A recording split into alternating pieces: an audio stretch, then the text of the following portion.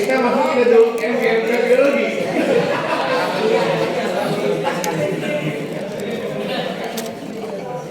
Cek, 1, 2, 3. Baik, terima kasih. Assalamualaikum warahmatullahi wabarakatuh.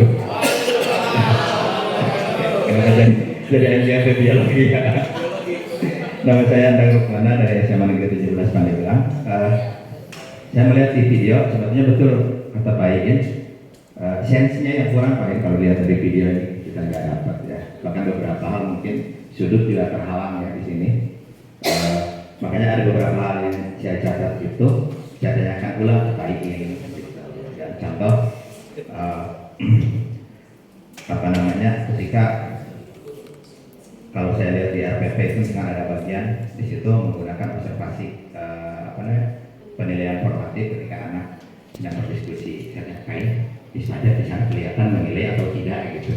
Ya, nah, ketika presentasi ada katanya gitu. Oh, di sini kan terhalang gitu ya.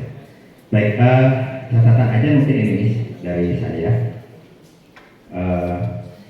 Pertama dari RPP. Kalau dilihat ini materi ini mungkin 3 kali pertemuan, 3 ya, berarti betul 3. Jadi satu catatan ini saya hapus gitu.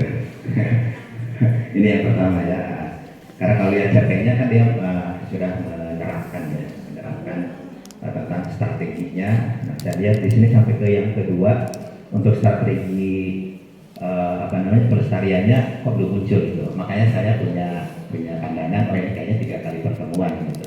Ya, ternyata betul gitu. Cuman di sini untuk pertemuan pertama di TP mungkin kalau menurut saya, karena saya tidak melihat di sini memunculkan TP yang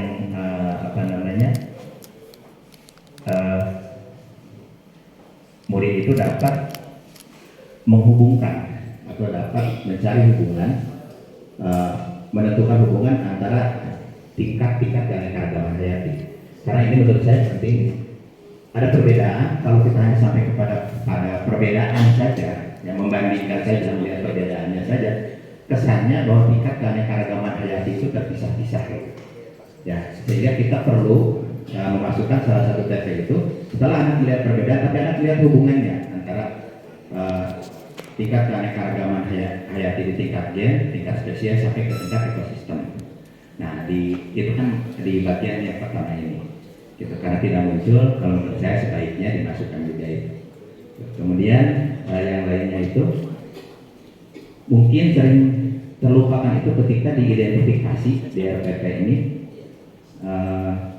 Dalam identifikasi peserta didik, kalau saya baca di sini itu lebih menekankan ke unsur kognitif. Sementara 8 DPL-nya tidak terlihat di identifikasi peserta didik. Padahal itu penting. Ya, karena apa? Kita mau merancang atau memunculkan salah satu dimensi dari DPL itu, misalnya kolaborasinya mau dikembangkan di tingkat mana ke tingkat mana. Nah, kita perlu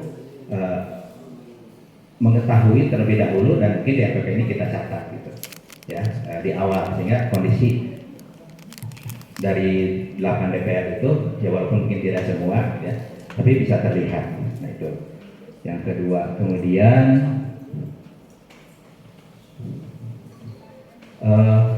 di dalam, kalau saya mungkin karena tadi yang lain sudah banyak ke teknis, ke memunculkan dimensi gitu. Di sini saya melihat satu dimensi, misalkan dimensi kolaboratif. Dengan ada kerja kelompok, kita harapkan dimensi kolaboratifnya muncul gitu.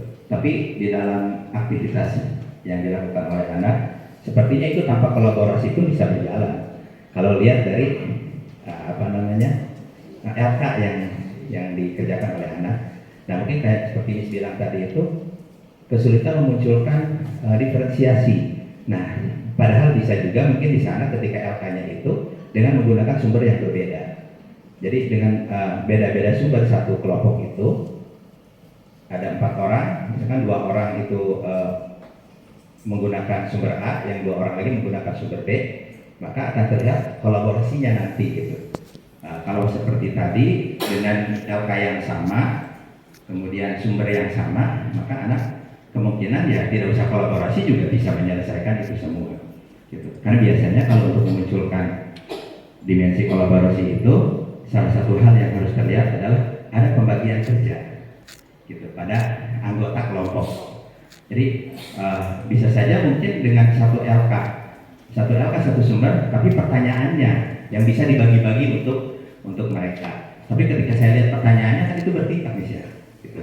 Jadi nggak bisa juga dibagi-bagi gitu, karena untuk menyelesaikan nomor berikutnya mereka harus bisa nomor yang di atasnya gitu. Artinya di sana, dan sepertinya tadi di dalam kelompok juga yang kurang mungkin penegasan tentang peran ketua. Ya, makanya tadi saya coba cari dulu ke atas tuh, mengetahui identifikasi dimensi profil anaknya seperti apa sih gitu ya. Nah ternyata waduh tidak ada, bingung juga sih saya gitu, mau menentukan apakah memang kalau memang masih perlu dibangun ya ditumbuhkan, berarti kan di situ intervensi guru mungkin melalui LK-nya yang lebih jelas itu harus tercatat di situ gitu ya. Jadi seperti itu. Kemudian apa lagi ya? Sebetulnya saya mau bertanya tadi aktivitas ketika kan di sini di apa namanya di asesmen itu ada asesmen melakukan observasi mereka dalam kelompok. Nah, tapi kalau di sini kan tidak kelihatan, katanya Pak In, tapi juga tidak dilakukan Pak In ya. Nah, itu yang saya ingin tahu, karena jujur aja saya selama ini selalu kesulitan itu kalau mereka sedang aktivitas kelompok, kemudian saya melihat perkembangan mereka itu, nah bagaimana tekniknya gitu ya. Nanti mungkin bisa berbagi ya, karena bisa saja dalam hati mencatat. Terus saya amati ini kelas 10. Saya sempat berpikir juga, ini bisa saja emang sudah hafal semua nama anak-anaknya, karena yang saya alami gitu, kalau saya tidak mengenal semua. Nah, saya tanya ke klien, ada namanya di sini kan? Oh itu berarti bisa, gitu kan? Ya tadinya saya mau meniru bagaimana tekniknya tuh. Saya sampai kepikiran apa saya pakai nomor punggung ya, gitu kan? Jadi belajar biologi, ya kenakan nomor punggungnya gitu. Jadi untuk memudahkan kita melakukan observasi terhadap anak. Kemudian satu lagi mungkin itu ketika presentasi,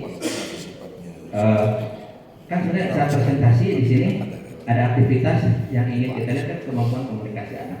Tapi sepertinya apa mungkin saya tidak melihat, mungkin lagi bikin kopi gitu, kembali udah kelewat gitu ya. Tapi dari pengamatan saya, dia tidak menyampaikan umpan balik atau masukan kepada anak terhadap hasil presentasinya, gitu. Ya, ada tadi di live-nya di sana, di reel-nya di sana. Jadi misalnya setiap setelah kelompok selesai presentasi, apa yang sudah bagus dan apa yang harus ditingkatkan, kan sebaiknya kalau saya lihat kan kalau di sini nggak nampak gitu. Nah, itu kan jadi ada ulasan ya, seperti kalau kita lihat Pak Eko kan terakhir tampil kelompok kan, tadi ininya kurang ini kan gitu ya, biasanya kan ada seperti itu. Nah kalau memang tadi tidak terlihat, mungkin sebaiknya itu dimasukkan, karena selain TP yang ada, kita kan ingin memunculkan 8 DPL di dalam pembelajaran, artinya itu pun sesuatu yang harus kita evaluasi gitu, dan bersama-sama dengan anak dan direfleksikan gitu. Nah salah satu idenya, tadi ngobrol juga dengan teman-teman, nah saat satu kelompok presentasi, sebenarnya kelompok yang lain bisa saja tidak dibiarkan menganggur, diberikan tugas mereka untuk mengamati misalnya bagaimana menurut kalian presentasinya ya, dari sisi misalkan artikulasinya apakah sudah bagus atau belum, terus volume suaranya terdengar atau tidak, pemaparannya misalnya itu bisa dipahami atau tidak. Nah itu bisa dilakukan oleh kelompok yang lain, sehingga setelah selesai mereka bisa saling merefleksi tentang bagaimana teknik komunikasi yang dilakukan oleh kelompok yang mengadakan presentasi di depan. Jadi mungkin itu saja Pak Eko, terima kasih. Assalamualaikum warahmatullahi wabarakatuh.